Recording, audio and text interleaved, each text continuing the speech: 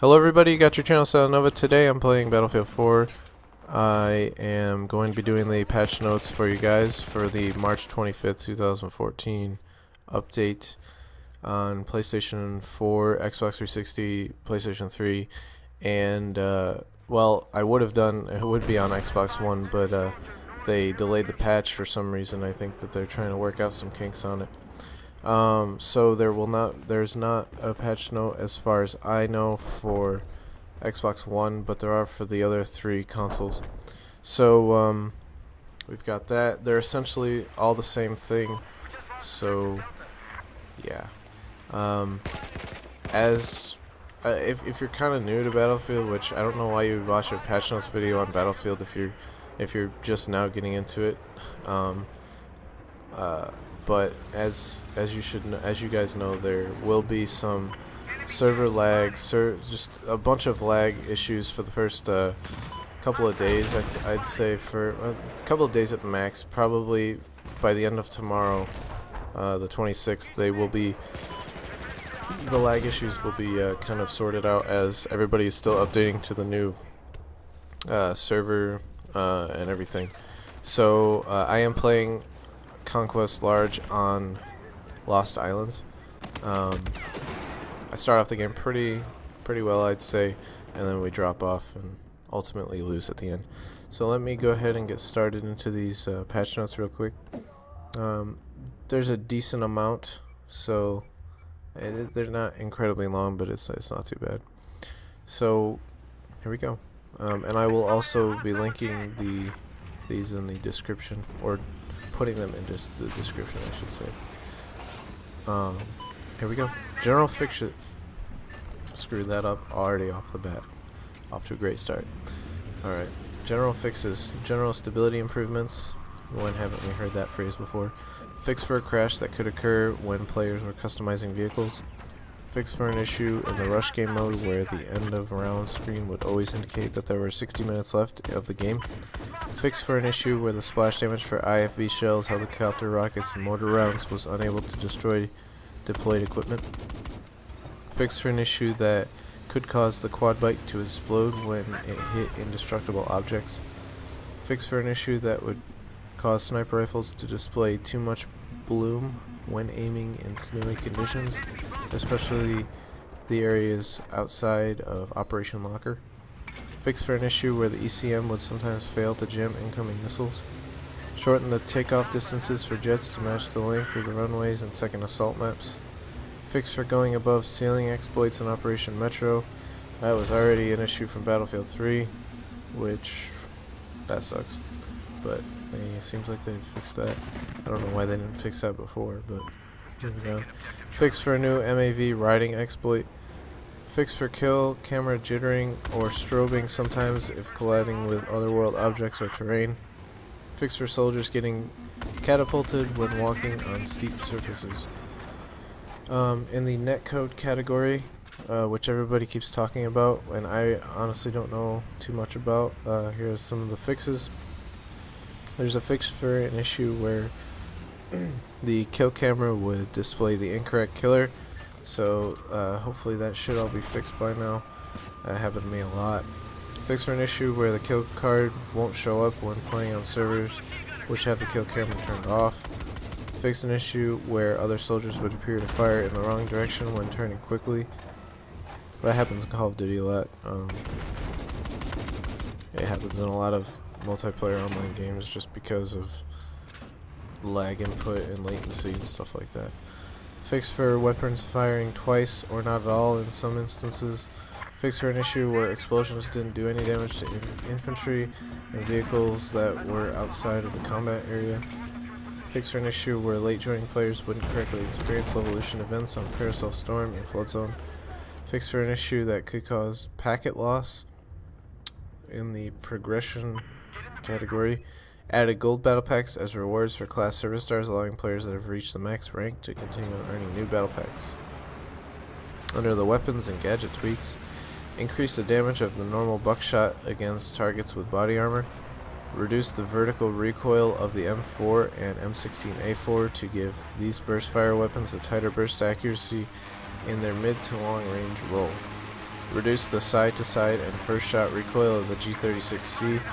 This weapon now has the lowest side to side recoil of all of the carbines, giving it a clear, controllable low rate of fire roll, especially when compared to the AK-5C, Type 95B, and the AKU-12.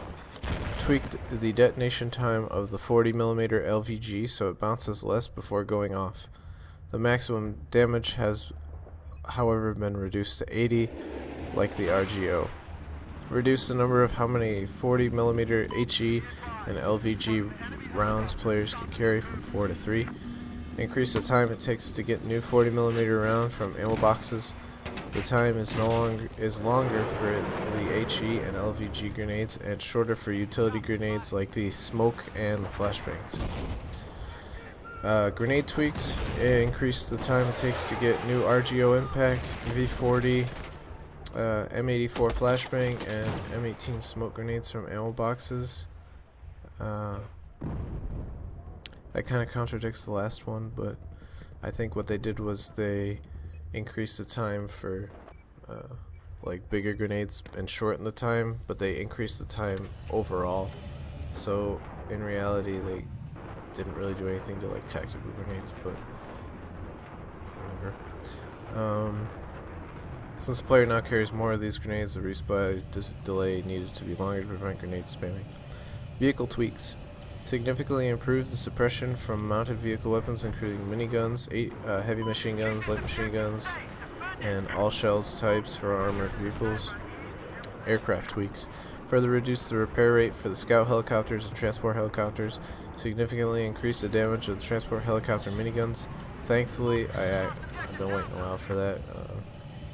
It takes too many shots to kill with those, and then miniguns, so they should kill faster. Change the flight ceilings on Gulf of Oman, Caspian, and Operation Firestorm to better match the height of the structures in those levels. Adjusted the damage of the 25mm and the 30mm cannons for both stealth jets and mobile AA to be equal in damage per second to the 20mm default weapons. These weapons were clearly poor choices in all circumstances, and their different rates of fire are intended to be the player's choice factor for these weapon systems. AC-130 gunship tweaks increase the splash damage and the range at which the JDAM bombs can achieve max splash damage. The JDAM's power was not properly balanced with its difficulty to use. The JDAM remains a primarily anti-vehicle weapon, even though this change will increase the effectiveness against all targets.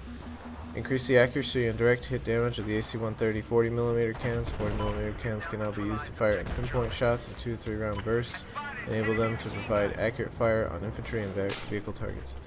Their velocity has also been marginally increased to aid their accuracy. Increase the splash damage and range of the AC-130 25mm cannons. The cannons now do approximately 50% more damage and a slightly increased area of impact. The increased damage as well as increased suppression effects will allow the 25mm cannon to fill its role as an area effect weapon against infantry. AC-130 tweaks looking good. You don't really get them that often because nobody really likes to be the commander, so honestly if you get one, they get shot down pretty fast, I'd say. So AC-130s looking good, can actually do their part now. It's going to definitely inspire people to become commanders, so that way they can help out their team with that. And encourage those people to fight for usually it's a C flag for the AC-130. So that's it for the patch. I'm going to go ahead and throw that up in the description there. All in all, good patch, I'd say. Looks like once everybody updates their game and the servers get all sorted out and stuff, the lag issues will subside, and hopefully they will definitely, the kill cam should be all fixed now, so you guys won't be like, who killed me type of thing. So yeah, kill cams, grenades, what else, just weapons, I'd say.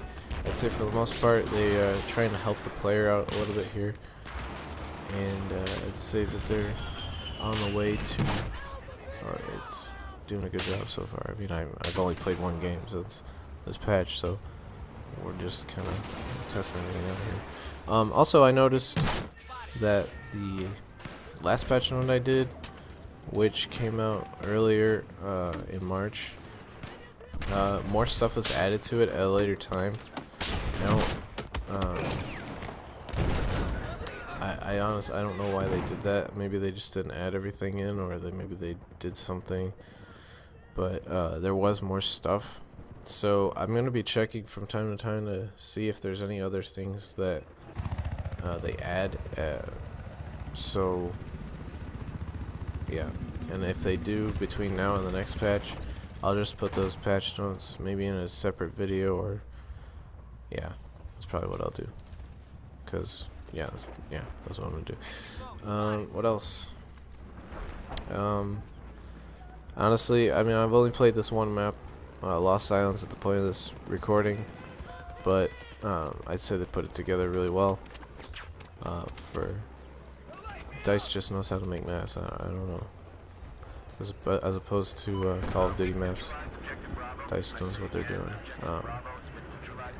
I really like the addition of the hovercraft, as it can go on land and water.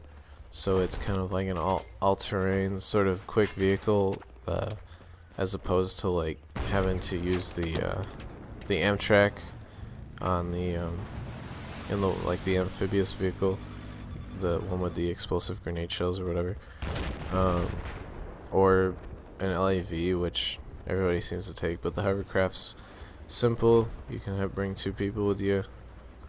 It goes decently fast, I guess, and it can go anywhere over flat land, it seems. I wouldn't try taking it on hills or anything, because I mean, it is only a fan that's driving it. And as you can see right here, it was lagging pretty hard, and I was playing on a United States server. I live in Central Time Zone, and the ping was at full when I joined, so it's just a matter of waiting a couple of days, like I said, for this lag to improve. And my internet's good. It's like, as I've said before, it's like a 30 down, 5 up, and my ping's like 40 milliseconds, so it's not too bad. I still got a lot of time. I still got like 8 minutes, and I have ran out of things to talk about. So yeah. Alright, at this point I've just skipped to the end of the gameplay because I ran out of things to talk about. So final score for me is 17-11 because I died right there at the end. It'll register in a moment there. All in all, maps are good, but as with every new map pack, you're gonna have tryhards on the first day playing the maps. So if you don't want those tryhards, maybe lay off the maps for a little while. So yeah, that'll do it. Remember to like, comment, subscribe. Have a nice day. Keep pro gaming. Bye.